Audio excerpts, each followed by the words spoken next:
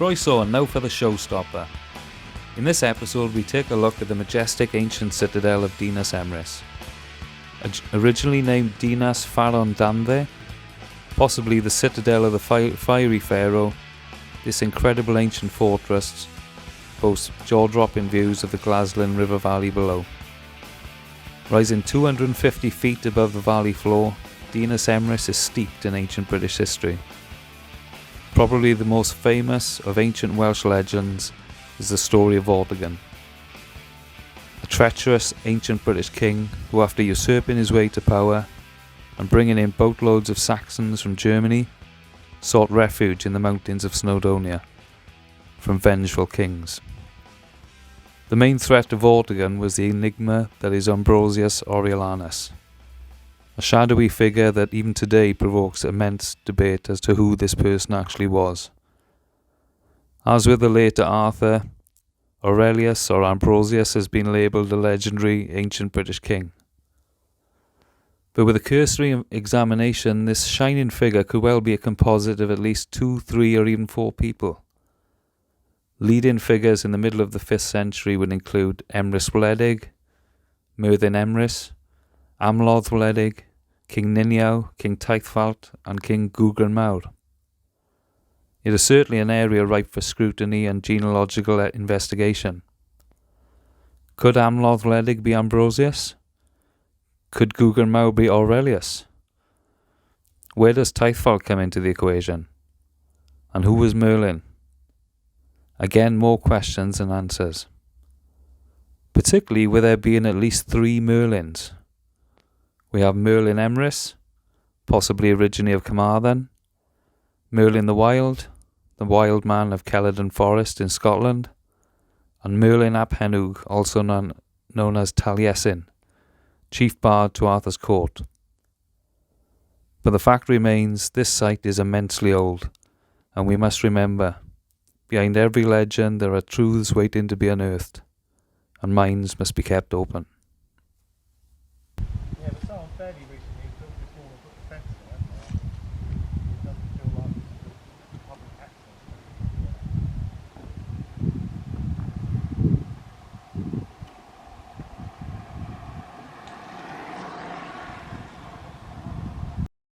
If anybody wants to visit Dinas Emrys and travel up onto the summit area, there's a pretty convenient parking area at a place called Camlan on the A498. It's a little short distance northeast of Beddgelert. And Beddgelert's got a wicked ice cream shop, by the way, somewhere near the bridge. In this Camlan centre then has got like all the information on the different walks you can do and some of the history of the different parts of the site going through time. So we decided to take the red route that takes in like a little waterfall along the way. And as you can see here, it's like one of the little abandoned dwellings that's on the path just after you leave the car park.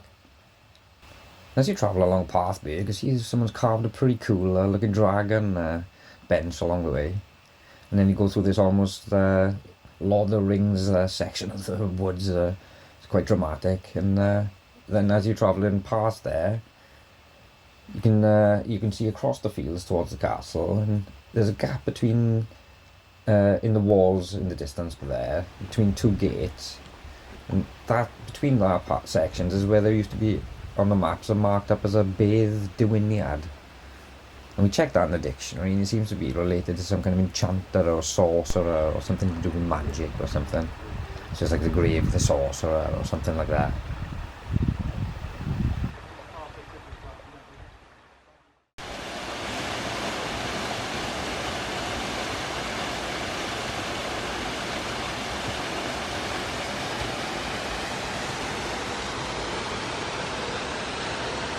And then the river flows down in front of you there to create this awesome little waterfall and like a plunge pool. It's a really picturesque little spot here, and it's definitely worth walking this way just for this alone.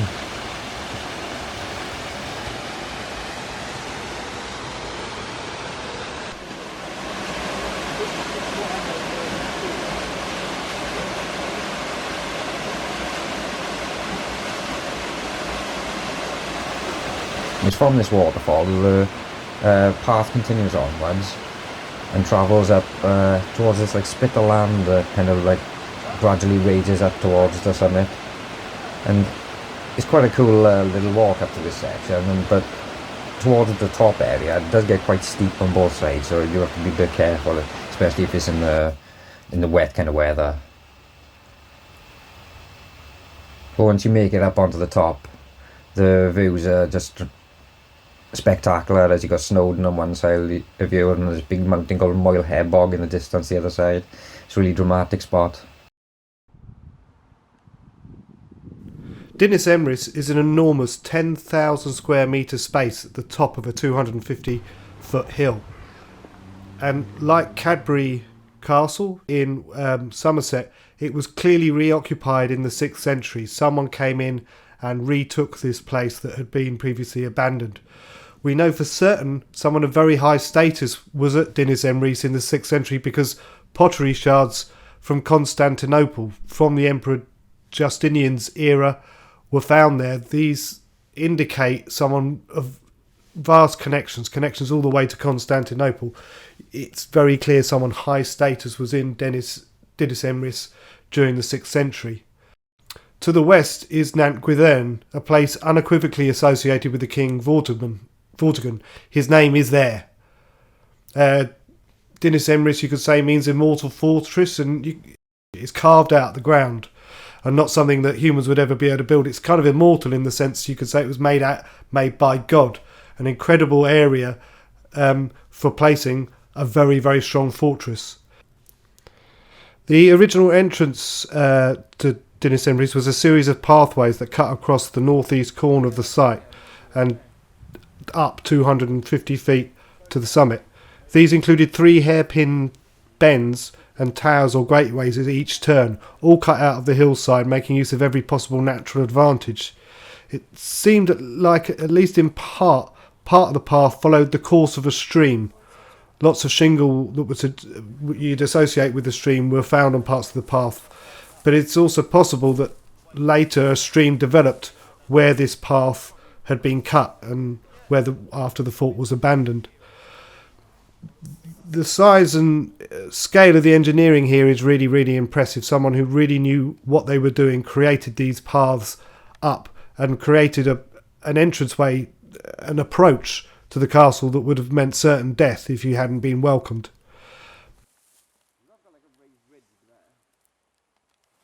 Coming straight into where you are. Ah, it could be.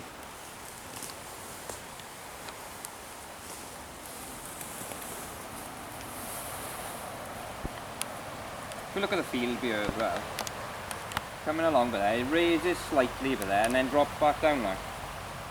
Yeah. Yeah. Is that... If you look where the tree is, there's loads of stone. There's like a big wall there. A retaining wall.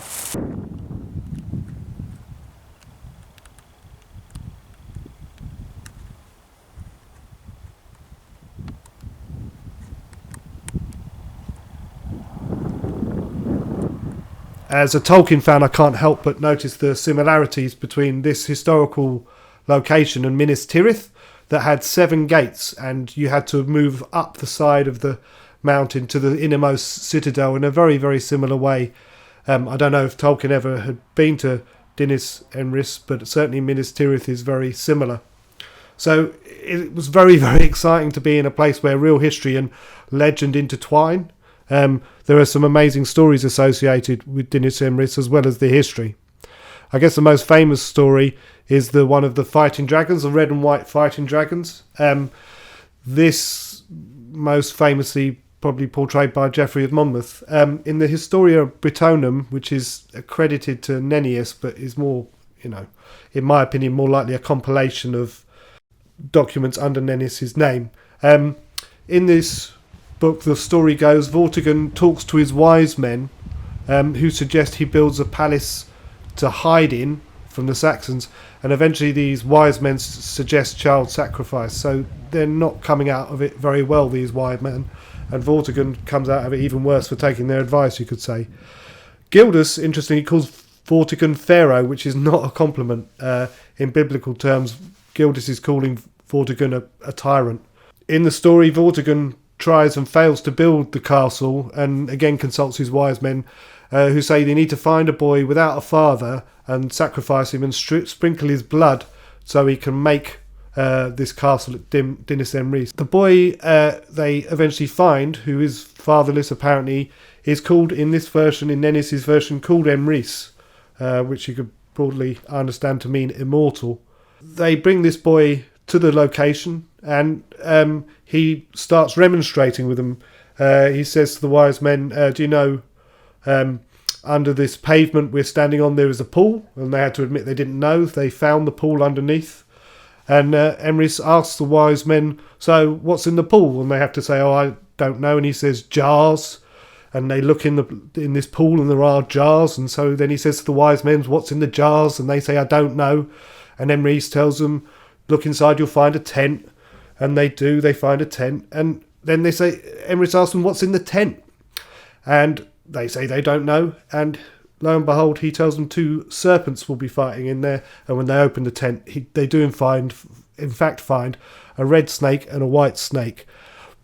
Asleep, they wake, and Emrys tells them to watch what happens next. And eventually the red snake chases the white snake away. It slithers back into the pool. Emrys tells Vortigern that the 2 snakes are emblematical of the 2 great sides in the Battle of Britain. The red snake represents the Britons, and the white snake represents the Saxons. Emrys then tells Vortigern, you must leave this place, you must leave Dinas Emrys forever. I will build something here. I'm called Ambrose, and a Roman councillor was my name, a Roman consul rather was my name. So Emrys kind of comes in, discovers the snakes, discovers the dragons as they later became, sorts out the problem of building there, but then for whatever reason has the right to send Vortigern away forever. The story, at least in part, of this story, it's at least in part to draw on the story of Llud and the plagues of Britain. In this much older story, Llud discovers on the 1st of May beasts, something screaming, and eventually finds these 2 beasts, one red, one white, and he buries them in the safest place he can find, which is again on Dinas Emrys. This story seems to, does predate the Nennius story involving these red and white worms, and it's obviously drawing on an old theme. So Gildas, who wrote before Nennius, actually names Ambrosius Aurelius. He's one of the few people that Gildas actually names, and he embodies everything good about the British for Gildas. He is kind of an exemplar who finds victory through God, that is the Roman Catholic God, and saves Britain from a traitorous tyrant in the form of Vortigern. So this historical, allegedly Ambrosius, as mentioned by Gildas, is a warrior who fights with Vortigern. Later, Nennius, his account can't really be reconciled with this, because in this he's a sort of a mystical child, a virgin child, a child of mystical birth, who's able to make prophecies. So I'm going to say Nennius's account can't be reconciled in any way with Ambrosius or Aurelianus being a warrior who, using good Catholic values, defeated the evil pharaoh Vortigern. Right? These 2 accounts, Nennius's and Gildas's, don't really make sense. What is made clear in both accounts, though, is Ambrosius was Roman stock. His family wore the purple, and this ticks all of Gildas's boxes. He is perhaps, you could say, too good to be true, too perfect to match for Gildas's agenda, and it seems likely that Ambrosius Aurelianus was maybe a conflation of a few different figures who Gildas created to get his point across, and his point was that you could only achieve victory through the values of the Roman Catholic Church. In all these accounts, Vortigern is consistently vilified, and he clearly, in some senses, incurred Rome's displeasure. But what's interesting in relation to Dinas Emrys is that the name of Vortigern is linked directly to the area, or slightly to the west of Dinas Emrys. The name of Ambrose is in no way linked to the area. There's no named towns or anything that link to Ambrose. Some are found in... There's a town in Wiltshire called Amesbury. There's Ambrosbury in Worcestershire, Ambrosden in Oxfordshire, Amberley in Hertfordshire and another Amberley in Gloucestershire. These are all plausibly linked with a character called Ambrose, but they're a long, long way away from Gwynedd, and a long way away from Dinas Emrys. So some kind of transfer in Ninnis' story happened between Vortigern to Ambrose, and that would have been something the Romans approved of. Vortigern was obviously not approved of by the Romans, and somehow Ambrose coming in and being given not just Dinas Emrys, but like half of Vortigern's kingdom seems like something that the Romans maybe had a hand in creating this story to establish Roman authority in the area. Later, Geoffrey of Monmouth is even more critical of Vortigern, and in his version of the stories, the prophesying boy is no longer Emrys, but Merlin. Merlin is introduced as the prophesying child was previously. It was Emrys, who's Ambrosius, and perhaps these are all titles, not names, who knows. By extension, now you could say Merlin is now Emrys, who's also Ambrosius. Somehow Gildas praised this figure, Ambrosius Aurelius, Wledig Emrys, Merlin. They all get conflated. For the purpose of our story, we've clarified things. There are things that will remain unknown, but there are things we want to use for story purposes. In our version of events, Vortigern eventually retreats to Dinas Emrys after the Night of the Long Knives. Here he's besieged and surrenders to Gergenmauer and Tyfelt, and Merlin, who's there as well. Merlin is a survivor of the Night of the Long Knives and was made to watch the whole thing by Hengist. As a result, he suffers from PTSD, goes mad, and seeks revenge. This is Merlin's motivation in our story. He's seeking to take revenge on the Saxon people after the Night of the Long Knives that he was forced to witness. After besieging and defeating Vortigern, Dinas Emrys is given to Merlin. We're calling him Merlin Emrys, and it's named after him.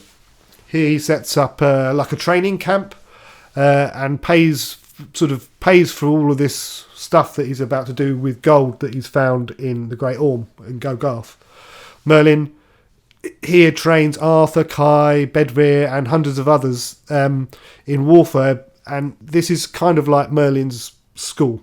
This is where he sets up the training method that he wants the whole of the British elite to adopt in order to defeat the Saxons. Yeah, so you could say the Immortal Fortress acts as the backdrop for Arthur's martial education. He becomes an expert horseman, soldier, and archer. In our story, we want to sort of set Merlin up as someone who is very, very well informed. I don't think there's anything that was happening on Earth at that time that was known that Merlin wouldn't have known about. He was an intelligencer. For example, we want to set up that he has a library somewhere, and on the shelves of the library is a copy of Sun Tzu, The Art of War, with the Chinese writing on the side of it. The idea being that Merlin is the kind of person who's, in pursuit of revenge, has tried to encompass everything that's possible. His revenge is without limits, you could say. If looking at the era, one particularly useful text is by a fellow called Procopius, or a few texts by him. Procopius wrote and was the sort of secretary, you could say, to a general called Belisarius, who did most of the heavy fighting for the Emperor Justinian. So very, very solidly evidenced. Now, Procopius talks about tactics and weaponry of the era, and this is all depicted in a great book called Count Belisarius by the author Robert Graves. In this era, the Huns were pretty much unstoppable until eventually they were sort of corrupted and divided. But up until the defeat of Attila the Huns were the fighting force of the era. Historically, Procopius makes clear that the Roman legion eventually became obsolete, was consistently beaten by Gothic lancers riding slightly bigger and better horses. These Gothic lancers would come in and charge with their long lances at the Roman infantry formations and just smash them up. So the advent of the Gothic lancer kind of destroyed the Roman infantry. Subsequently to that, the Goths were unable to defeat the Huns. They rode about on horseback firing arrows, and their ability to do this was kind of legendary. So in our story, Arthur was taken by Merlin after his first birthday, and he kind of deeply resents his education. Parallel could be like King Charles III. He was educated at Gordonstone, a school run by a kind of Nazi sympathiser, and Charles III did not like his time at Gordonstone. You could say he was damaged by it deeply. Similarly, we're going to portray Arthur as not enjoying his schooling under Merlin. Merlin and his friends work and play together at Dinas Emrys, but when the others go home for winter, Arthur stays with Merlin, and they go to Gogarth. And we've mentioned some of the stuff that we're going to depict in Gogarth in a previous video. Rob Legolas had the idea of a kind of a lesson in astronomy set on Dinas Emrys, kind of a star map set around the mountains or the hills that surround the fort. At night, Merlin would point to a particular star or area as they rise on the horizon, and then a fire would light to mark the position of that star. And this would be a very sort of cool way of showing some of how Merlin teaches science to Arthur, Bedwyr and Kai. It's just an amazing location steeped in history, and beyond exciting to have been there and to know so much more about it, having trodden the ground. The legendary pond where the dragons were kept is actually artificial. It's lined with yellow clay and acts to collect dew from the small valley that's on the sort of on one side of the hilltop there. In that little valley is significantly colder, and it seems like water condenses there and drops down as dew and gets channeled into this pond. This pond is reckoned to be Iron Age or possibly earlier construction, but it's artificial.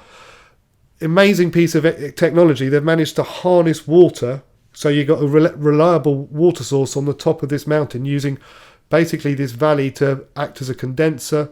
The clouds rolling over the Dinas Emrys hill cool as they come down, and it's a very cold, moist place, and the pond is put there at the foot of it to collect the water. Now, I can't help but think the stories to do with red and white dragons might be to do with the forces of heat and cold, and when they're mixed correctly, they produce water, something like that. It's something about the forces of nature being harnessed as a basis for the myth being located there. There's something quite amazing about this dew pond, and the fact that such an incredible story is told about it really resonates with me. Another possible explanation for the story of the red and white snakes or the red and white dragons could be the two churches, i.e. the British and the Roman Catholic. Ambrosius Aurelianus is likely a fiction, one of the few people named by Gildas to draw attention away from the successful attempts to defeat the Saxons by non-Roman Christians. Gildas was all about asserting only holy kings could defeat the Saxons, i.e. only allies of Rome could win. Gildas was asserting that only kings backed by Rome could have any hope of winning, and it seems that Ambrosius Aurelianus just embodies that so conveniently, so perfectly for him. It's easy to see why Gildas would have created such a figure. It suits his purposes down to a T. Of course, Gildas, Bede and Nennius come down to us as quote-unquote authoritative sources through the Roman Catholic culture of the medieval church. Certainly other churches at that time existed, built by Helen, for example. Unspoken or very poorly reported, let's say, conflict between the British church and the Roman Catholic church carried on, and there was, as mentioned elsewhere, this was part of the reason why the Norman conquest was viewed as a bit of a crusade, or certainly spun that way. The Normans were going to help impose proper religion, proper Roman Catholic religion on the recalcitrant Brits. This carried on all the way up to Edward I building his ring of castles. This god-made castle, Dinas Emrys, is associated with Emrys Immortal and not Ambrose or Aurelianus or anything like that. There's no place names or anything to do with an Ambrose or Aurelianus in the area. So some say Ambrosius Aurelianus was the historical basis for Arthur, and Arthur's like an amalgam of stories based around him. For the sake of our story, we're inclined to assert the other way round, i.e. Arthur's the reality.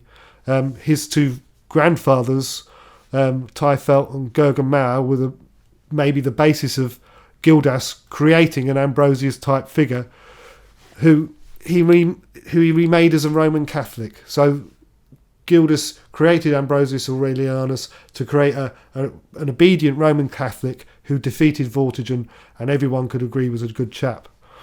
We're saying that Dinas Emrys gets its Emrys from the link between not Emrys Vledig so much as Merlin Emrys. Merlin appears, there are different Merlins at different times. It's not entirely clear who were historical, who weren't, but for the purposes of our story, we're making him of more Arthur's father's generation, a teacher and someone with, you could say, scientific knowledge who is hell-bent on seeking revenge on the Saxons following the Night of the Long Knives and the decimation of the British aristocracy.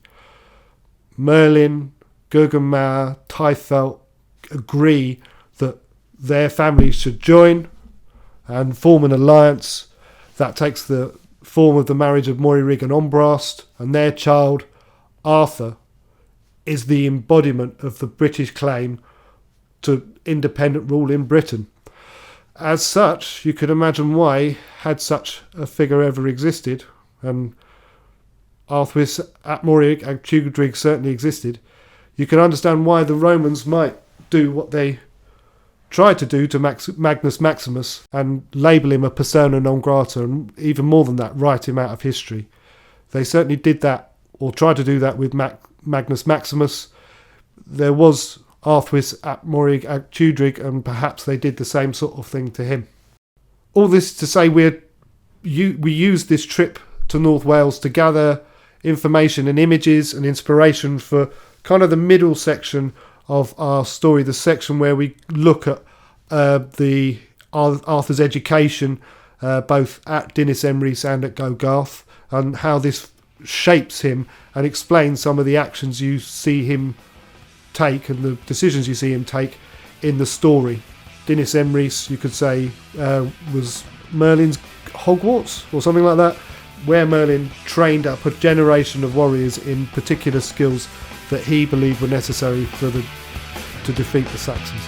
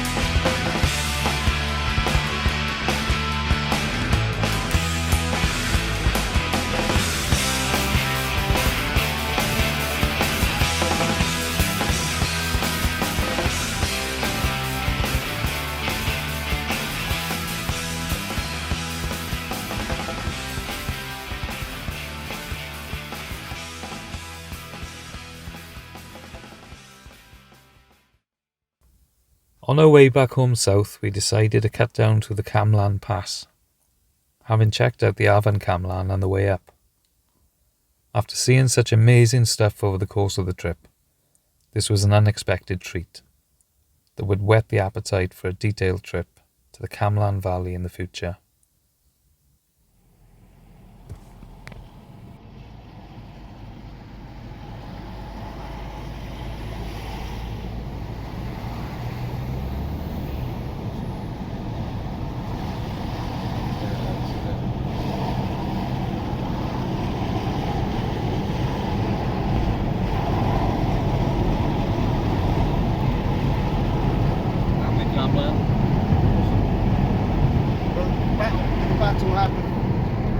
This is where it looks better than I thought. This is like the top end with the valley. Yeah. You haven't seen the valley now, right? I think so. And more dread blocks. You blocks this pass. Crooked Glen. Perfect. Look at that.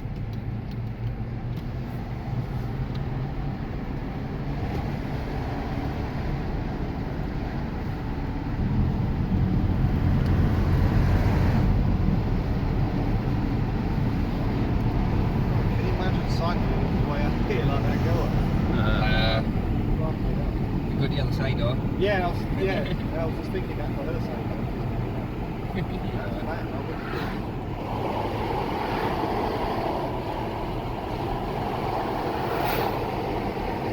It's really dramatic. It's more dramatic than I thought, isn't it? Yeah, I mean, like, I didn't think it was going to be this deep.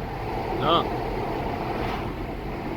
But he chose this valley especially, I think, to need to sort of Yeah. so he could block it like what's it, thermopylae? Yeah, There's a guy. Pass, Yeah, You mean the the pass. Yeah, it's smart. Yeah.